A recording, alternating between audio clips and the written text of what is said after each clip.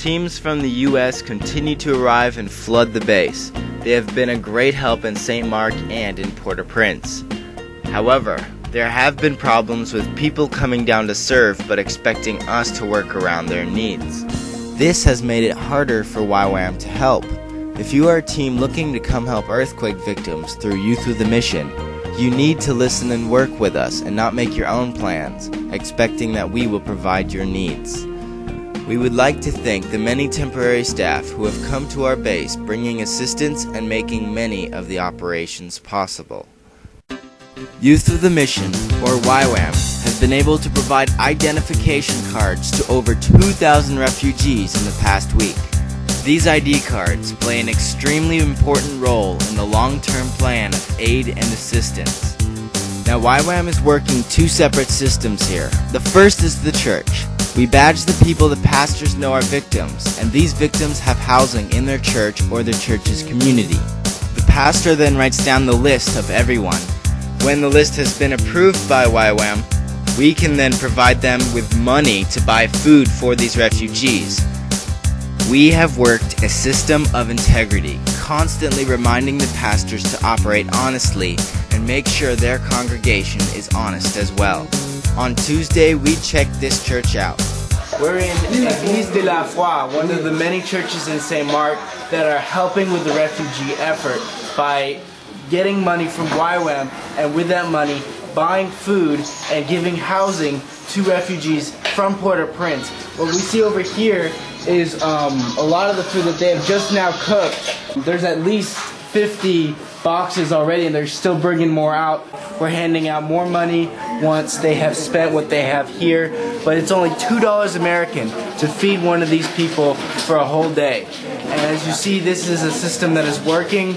Unlike some of the other places where they don't have the ID system available, they don't know who they're feeding and how many times they're feeding and if the money's actually going to the people. Here we see it is, and that the church is functioning very well, and it's just exciting to see what God is doing here. We interviewed 4 people in the church claiming to be refugees, and we found that all of them were able to give an honest account. But this isn't the only church we've been to. It's Wednesday today, and we just did a surprise visit to one of the churches that we're giving money to help feed the refugees. This church, as you can see, it's way out in the countryside. And as we were getting here, I was actually kind of worried that we would find some guy with no victims and just his congregation. But here we find these people we run into them as they're getting food. We even asked them, and they told we asked some of them, and they told their stories. These are definitely Port-au-Prince refugees, but so far we find that the money is going to the people. The second system is to badge all those who are not connected to a church. This has become very hectic, since at first glance anybody has a chance to get a card simply by entering through this gate. Once they get inside though, they are checked, double-checked, and then triple-checked by the Council of 50 in St. Marc. The council knows almost every single citizen of St. Marc and will question anyone who looks suspicious. Everyone who is caught as a fraud is sent right back out the gate. Things have been hectic this morning, as they have been for the past few mornings, as people have pushed and pulled to try and get in the barrier. A lot of them people from St. Marc who don't need help, but our security system has been working around the clock hard to catch these St. Marc fakers and kick them out. Our system has been the best system so far in figuring out which people are Port-au-Prince refugees, so much so that it has become like the hot ticket of the city. If you can get one of these cards, the NGOs will most likely trust that you are a refugee, and the government, anybody working to give out aid, these cards are the best indication right now if you are a Port-au-Prince refugee or not. We're going to be putting on TV faces of people who have gotten their ID cards, and we're going to ask people to call a number with the name and the ID number of the card that these people got, and let them know if this person is a liar. If this person is a liar, we can then scratch him out of our ID system and put him on a blacklist. A blacklist where every time we give aid, when we see them on that blacklist, we double check, we confiscate their card if it turns out that they live in St. Marc, and then we get them out of the system. Do you remember that old hospital we talked about restoring?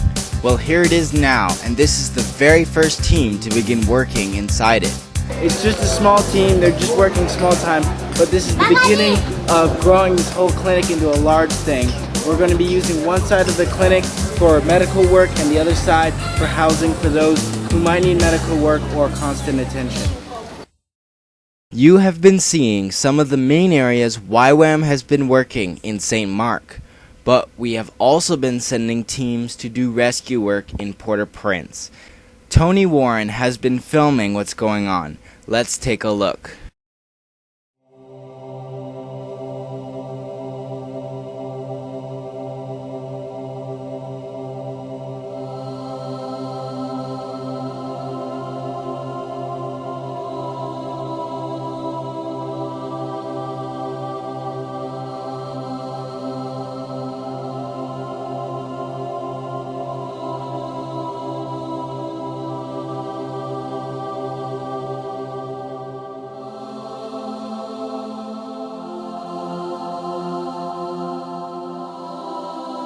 This is Peterson, who is our YWAM point person for YWAM Relief Port-au-Prince. They had a man that had been trapped for 10 days. They found him. You go to our website, you'll see the picture of which they found him. This man was trapped for 10 days, saved by YWAMers.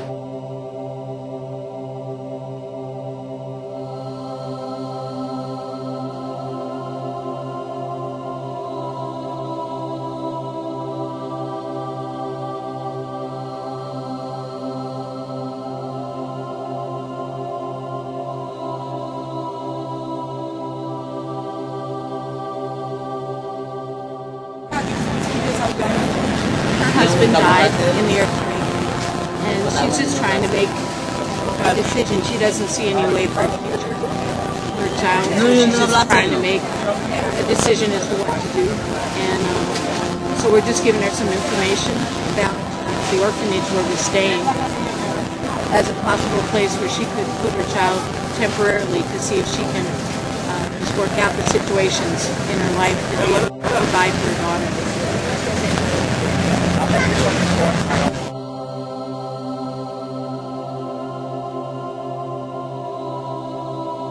More people visit the makeshift clinic daily. The rescue teams are treating everybody they can, but as the days go by, the situation becomes more desperate for everyone camping in Port-au-Prince. Soon, all of these people will have to leave. Where will they go? Who will help take them in? YWAM is working to bring tents, food, and supplies to prepare for the arrival of these people. We are making ID cards to identify them. Churches are taking in refugees. A new clinic with housing has been set up. These are but a few of the programs preparing for this, but even now we are setting up more long-term solutions. Your donations continue to help us in these areas, but we haven't even been able to show you everything in this update. There is still a medical clinic in our arena. Trailers are coming down as we speak to be unloaded in this field right here.